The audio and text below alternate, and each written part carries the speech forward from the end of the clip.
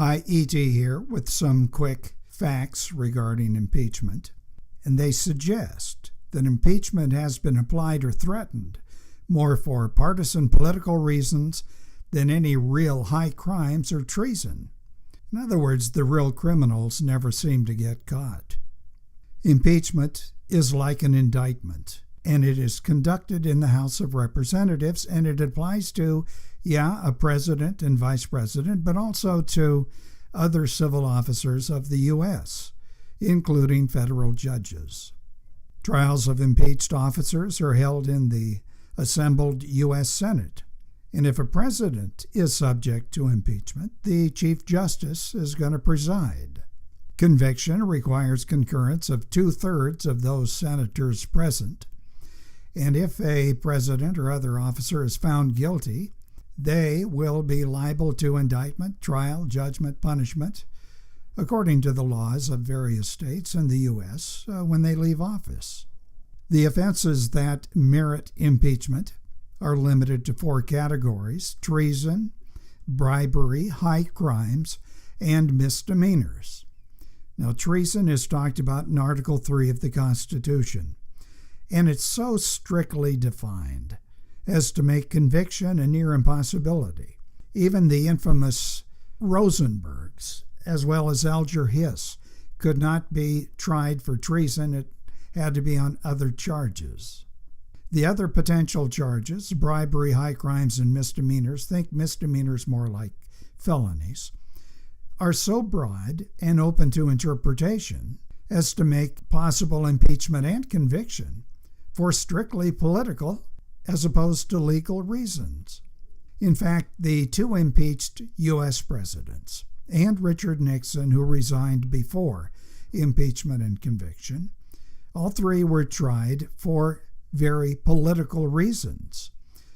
Example number 1, Andrew Johnson, a Democrat, but a vice president under a Republican, Abraham Lincoln. As president, he was impeached, but he wasn't convicted. He was saved by 1 vote. What he did was violate several very new Reconstruction laws that forbade things that presidents did before and ever since Johnson held office. One of those acts was the Command of the Army Act. Now remember, the president is, according to Article 2, Commander-in-Chief of the Armed Forces. But the Command of the Army Act forbade him from issuing orders directly to Army officers unless they went through Ulysses Grant, who was a Republican Party favorite. Then there's the Tenure of Office Act. That required Senate approval before Johnson was able to fire a cabinet member. Johnson went on trial in May of 1868 and, as I mentioned, was saved by 1 vote. The effect of the impeachment? Well, during the 6 months remaining in his presidency, Johnson was neutered.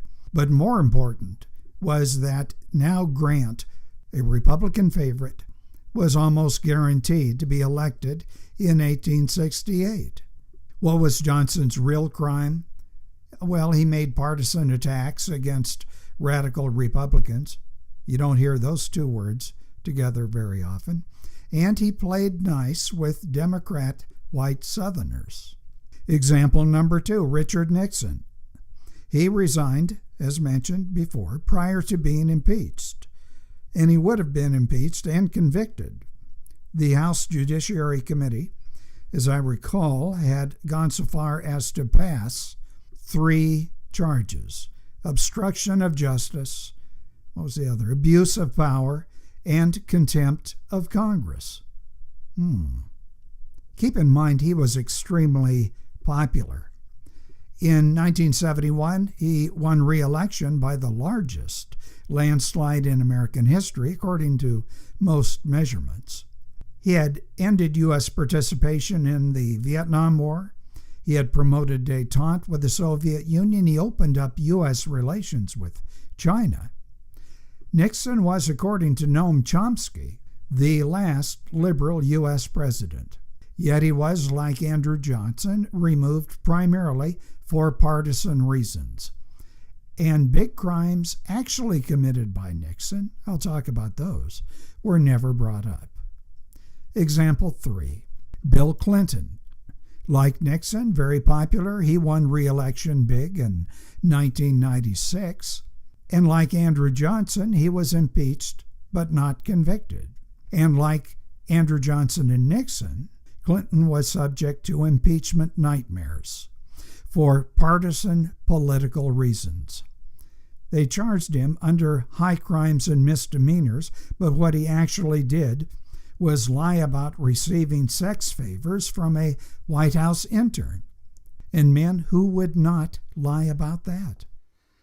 Let me ask you again for the 100th time, Mr. E.T., did you or did you not have sex with that woman? Did I or did I? I'm not going to lie, okay? Let's see. No? Maybe? The effect of Clinton's impeachment? Well, there weren't many, because by this time, the American public understood that impeachment was being used in a most undemocratic way as a tool to remove, or better yet, neuter, an elected chief executive. What's interesting about all this is the following. Congress continually fails to impose charges, in particular those relating to high crimes, against officials who commit horrendous crimes, resulting in millions dead and trillions of dollars spent. Instead, Congress goes after presidents who suggest things in the Oval Office or enjoy an occasional BJ. Example, Truman. Now, he was not overtly corrupt, but in June of 1950, he engaged the U.S. military in a police action, a war, in Korea without a vote for war by Congress. Article 1, Section 8 reads, Congress shall have power to declare war. What is confusing about that? Harry Truman, it seems, felt more comfortable getting United Nations approval rather than that from Congress. The cost of Korea, so far, about 140,000 U.S. casualties, about 5 million total dead. It's a continuing world threat because the war is officially still on, and it cost an unknown number of dollars. Or look at LBJ, Lyndon Johnson, acting again without a congressional declaration of war, justified sending the United States military into Vietnam, a country that posed no threat to us, and he did it on an incident in the Gulf of Tonkin that likely never occurred. Johnson precipitated a war that has cost 1.3 million dead, of whom about 280,000 were Allied deaths and about 627,000 were civilian dead. The estimated cost in dollars was about $1 trillion in today's money. Oh, by the way, stay with me for a very interesting tidbit about that fictional Gulf of Tonkin incident. Then we have Richard Nixon. I said nice things about him before, but he continued a war already known to be unwinnable according to the vague goal set, and he extended that war into Laos and Cambodia with lasting and disastrous consequences for the indigenous peoples there. Then there are the two Bushes, who, acting without a declaration of war, again invaded countries who'd done nothing to justify U.S. military action against them.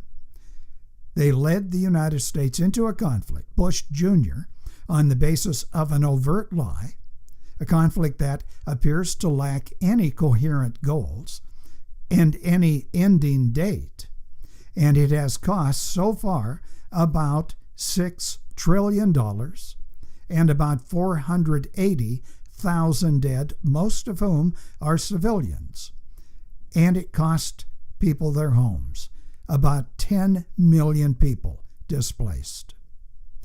The whole thing in the Middle East was sold to the public as something nice. Regime change, nation building. In fact, it is nation destroying. All among peoples who do not pose an overt threat to the United States. All these wars, conducted and affirmed by both parties, and without a war declaration as specified by the U.S. Constitution. Wars in violation of the Geneva Accords, wars resulting in casualties numbering in the millions, never result in impeachment charges, which, as history points out, have always been imposed solely by one party or the other for partisan political reasons after one party or another failed at the ballot box. In other words, the real candidates for impeachment get away with genocide. So what do you think? Write your comments below. Hit the like button. Oh, I forgot about that promised Gulf of Tonkin tidbit. Here it is. Back in August 1965, when the so-called Gulf of Tonkin incident took place, North Vietnamese gunboats were said to have attacked U.S. destroyers. It apparently never happened.